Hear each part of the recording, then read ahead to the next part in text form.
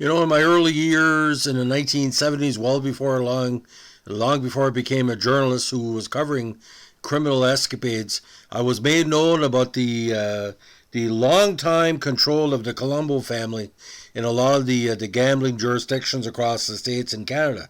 Now, my father told me about this guy, and let me tell you something. If I ever met this guy on the street, I would say to myself, a good nickname because it really applied to him. Today, we're going to be doing a change of pace, getting back to our criminal investigation podcast. Probably one of the most famous hitmen in Colombo crime family history. We got to be talking about the Grim Reaper, or also known as the Mad Hatter, Gregory or Greg Scarpa. Now, born May 8, 1928, was a American capo regime and hitman for the Colombo crime family, as well as a legal informant for the FBI. During the 70s and 80s, he was the chief enforcer and veteran hitman for Colombo boss Carmine Persico. He's suspected by the FBI, who again he worked for, to have murdered at least 100 people over the course of his criminal career. He was sentenced to life in prison for 93 for 3 murders and died almost a year later.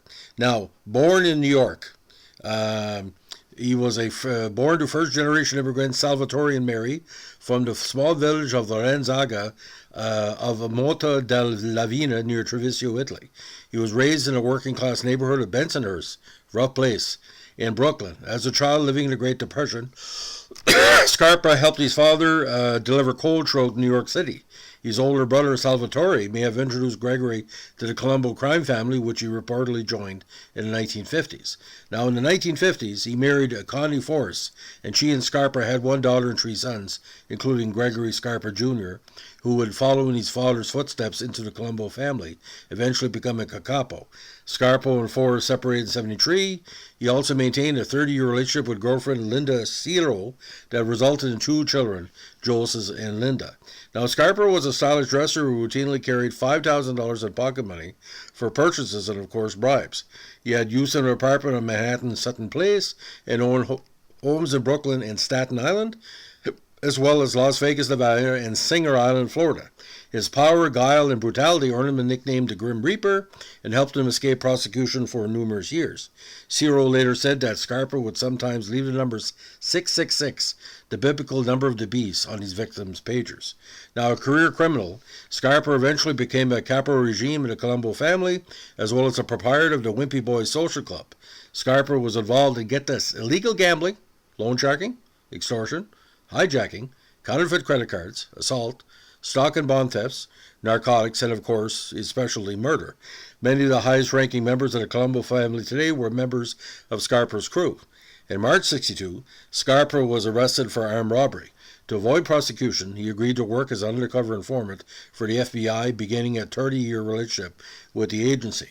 Now, these big cases with the FBI came in the summer of 1964.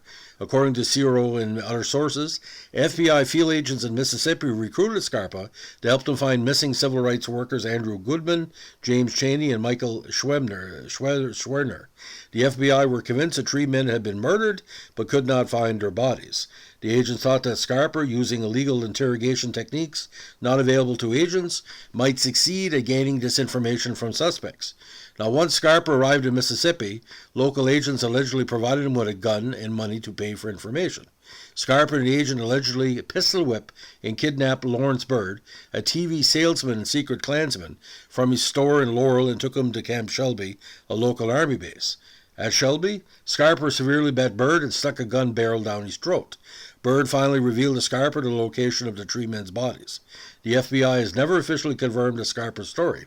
Though not necessarily contradicting the claim of Scarpa's involvement in the matter, investigative journalist Jerry Mitchell and Illinois high school teacher Barry Bradford claimed that Mississippi Highway Patrolman Maynard King before it provided the grave locations to FBI agent Joseph Sullivan after obtaining the information from an anonymous third party.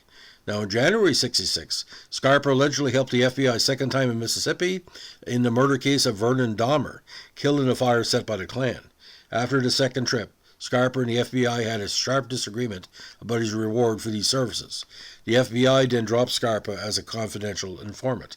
Now, by 1980, FBI agent Lindley DeVecchio became Scarpa's contact and handler and restarted his relationship with the FBI. Scarpa had refused contact with the FBI for the previous 5 years, but DeVito persuaded him to cooperate again. Gregory Jr., Ciro, and federal prosecutors later claimed that Scarpa had numerous illegal dealings with DeVito. Scarpa allegedly provided DeVito with cash, jewelry, and other gifts, along with information of questionable value on the Colombos. In return, DeVito allegedly protected Scarpa from arrests and provided him with information about his rivals during the Third Colombo War, which I covered, and let me tell you something, ladies and gentlemen, that was a freaky time. Now, over the years, the FBI reportedly paid Scarpa $158,000 for his services. According to mob associates, he would joke about girlfriend, a female friend in law enforcement who gave him information. For 10 years, DeVito met alone with Scarpa, often in an apartment or hotel room provided by the FBI. DeVito was a frequent dinner guest at Scarpa's house, and on one occasion received a hard-to-find Cabbage Patch doll from Scarpa as a gift. Some of DeVito's fellow agents were disturbed by his closeness to Scarpa and were soon reporting it to the FBI superiors. Now, by 1985, federal prosecutors indicted Scarpa for running a major credit card scheme. After he pled guilty, prosecutors asked the court to give him a sizable fine and a prison sentence. However, DeVito submitted a memo to the judge that listed all of Scarpa's contributions to the FBI. The judge finally sentenced Scarpa to 5 years probation with no prison time and a $10,000 fine. Colombo members were so surprised by Scarpa's light sentence that some started wondering if he was working for the government. Now, turn of pace.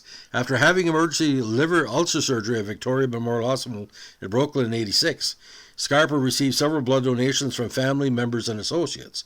Scarpa had refused blood from the hospital blood bank. Scarpa eventually got blood from lobster Paul Melly, a bodybuilder who was using injectable anabolic steroids. Melly had contracted HIV from a dirty needle and transmitted to Scarpa in the blood transfusion. Now, a surgeon at Mount Sinai Hospital in Manhattan eventually removed Scarpa's stomach. On August 30th, 1992, he received a $300,000 settlement in civil court from his first surgeon in Victoria Hospital for negligence. As Scarpa's illness progressed to AIDS, he and his relatives told everyone he was suffering from cancer. Now, the big denouement was this, which made international headlines. In '91, supporters of Colombo rebel and acting boss Victor Orena attempted to kill Scarpa. Early in '91, a struggle between Orena and imprisoned Colombo boss Carmen Persico resulted in violence. Persico's loyalists had unsuccessfully attempted to kill Orena at his Brooklyn home. In retaliation, Orena decided to murder Scarpa, one of Persico's strongest supporters. Now, on November 18, 1991, he was driving his own car in Brooklyn, followed behind by his 22-year-old daughter Linda and his 8-month-old grandson, when he was stopped by two cars. Hitmen ran from the vehicles with guns drawn and converged on Scarpa's car, but Scarpa managed to drive away from the ambush, crashing into anything that got in his way. A few bystanders were injured, but Scarpa and his relatives escaped unharmed. Now, during the 7-month conflict between Persico and Orena, Scarpa served as Persico's military commander. Although weakened by illness, he constantly cruised along Avenue U in Brooklyn, looking for Orena supporters in social clubs and bars. Incensed by the murder attempt on his family, Scarpa was especially watchful for Orena loyalist William Cutolo, who had organized it. Over the next few weeks, Scarpa and his associates mistakenly killed Genovese family mobster Thomas Arnardo and Orena loyalist Rosario Nastasa, Vincent Fazaro, and James Malpiso. Scarpa allegedly shot Fazaro as he was hanging Christmas lights on his house. Now, by '92, Scarpa's AIDS lawsuit was settled with $300,000 in cash payments to his family. In '92, while appearing in a New York civil courtroom for his medical lawsuit, he was arrested for violating state firearms laws. Soon after, he was indicted on federal racketeering charges involving 3 murders. Now, on December 29, 1992, while under house arrest with an electronic monitoring device, he lost an eye in a shootout with 2 other mobsters. 2 Lucchese family mobsters, Michael DeRosa and Ronald Morin, had threatened Joey Scarpa, Gregory's son, over a drug deal. Climbing out of bed, the elder Scarpa drove a Joey to DeRosa's house and shot DeRosa. Morin fired back and hit Scarpa in the eye. Back in the house, Scarpa allegedly poured some Scotch whiskey into his wound, assuring the authorities everything was fine, and later went to the hospital. Prosecutors then revoked Scarpa's house arrest and sent him to jail.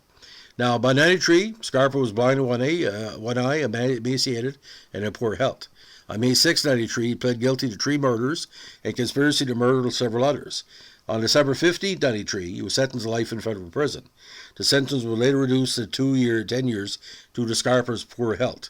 On June 4, 1994, he died in the Federal Medical Center for Prisoners in Rochester, Minnesota, from an AIDS-related complication. Now, Scarpa's status as an informer was only revealed in 1995 during a racketeering and murder trial of 7 members of the Urena faction. At that time, former Colombo family consigliere Carmine Sessa, now a government witness, told prosecutors about DeVicchio's corrupt dealings with Scarpa. Eventually, prosecutors were forced to reveal that DeVicchio might have revealed confidential information, including information about former Colombo members who had turned informer to Scarpa. Ultimately, 19 Urena supporters had murder charges thrown out or murder convictions reversed after attorneys contended DeVicchio's collaboration with Scarpa tainted the evidence against him. The attorneys argued that DeVicchio gave Scarpa information he used to kill members of the Urena faction, thus making any killings committed by their clients acts of self-defense. Now, on March 30, 2006, DeVicchio, who was forced to retire from the FBI in 1996, was indicted on charges of complicity with Scarpa and other Colombo mobsters in 4 murders during the 80s and 90s.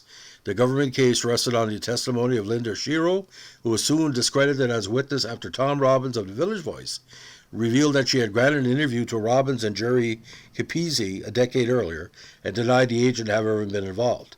Robbins said that while he and Capizzi had promised to protect Sciro's identity and not to attribute any of her revelations to her, the prospect of DeVicchio facing life in prison trumped any promises he had made to Sciro. On November 1, 2007, the judge dismissed all charges against DeVicchio at the request of prosecutors. Now, Scarpa's other son, Greg Scarpa Jr., was sentenced to 40 years in prison for racketeering, conspiracy to commit murder, and other charges. Now, there's many mention of the Scarpa legacy in TV and movies and books, but what we're going to talk about is some of the publications that came out in the last decade and a half. The first is called Mafia's Son, the Scarpa Mob Family, the FBI and the Story of Betrayal by Sandra Harmon, covers the author's access to the mob, law enforcement, and jailed Gregory Scarpa Jr., revealing the crimes and acts of betrayal.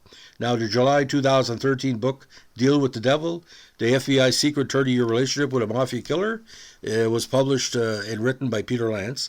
It reports on 30 years of FBI files, revealing Scarpa's secret betrayal to the Colombo crime family while being an FBI informant. This is, again, William & Morrow Company. Now, December 2015 book, The Mafia Hitman's Daughter by Linda Scarpa, reflects Scarpa's history from his daughter, Linda Scarpa's perspective. Very interesting read, but a quick read as well. Now, various information about Scarpa's career are covered in media, either in fiction and nonfiction, but in the 1988 film Mississippi Burning, the character of Agent Monk, played by Baja Dojola, and his abduction of a Klansman were based on Scarpa and his alleged abduction and intimidation of a Klansman. The abductor of the Klan-connected Mayor Tillman was originally written as a mafia hitman who forces a confession by putting a pistol in Tillman's mouth. Screenwriter Chris Girolamo was inspired to create this character after reading about Scarpa's alleged recruitment by the FBI during the search for Goodman, Cheney, and Schwerner. So, ladies and gentlemen, the Grim Reaper, Gregory Scarpa, I tell you something, an interesting cat. And you got to understand the time was where the mafia, the Colombo crime family, had their tentacles in all parts of North America. And they basically were feeding on their own at the end. And the FBI was always involved one way or another. And maybe the RCP, I don't know too much about that. But you mentioned Colombo crime family, one thing comes up. Retribution and that old Sicilian thing, you know, where basically retaliation was there. And Scarpa, again, countless murders, they're saying 100, it could be 200, I'm not really sure. But the people he knocked off are not here to tell the tale, ladies and gentlemen. I'm lucky even to find this information because most of the information I want to present to you was not made public until these 3 books and other publications have came out the last 10 or 15 years.